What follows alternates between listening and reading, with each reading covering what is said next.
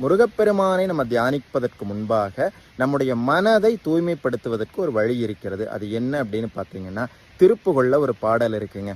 அந்த பாடலை பாராயணம் செய்தால் நம்முடைய மனது நல்ல நிலையில் நல்ல வழியில் செல்லக்கூடியதாக, நம்முடைய மனது நிர்மலமானதாக மாறிவிடும். அது என்ன பாடல் அப்படின்னு பார்த்தீங்கன்னா, திருவாவினன்குடி திருப்புகள்ல வரக்கூடிய பாடல்.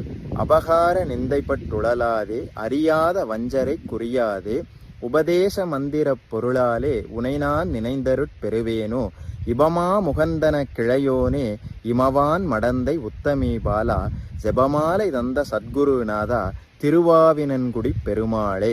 இந்த பாடலை நம்ம பாராயணம் பண்ணுகின்ற பொழுது நம்முடைய மனசுல இருக்கக்கூடிய தீய எண்ணங்கள் மாறி நம்முடைய மனது நிர்மலமானதாக, சுவாமி நமக்கு வைக்கக்கூடிய பரீட்சையில நம்ம பாஸ் பண்ணுவதற்கு எளிதானதாக, அதற்கான வழிவகையாக நம்முடைய மனதை மாற்றி வைக்கும்.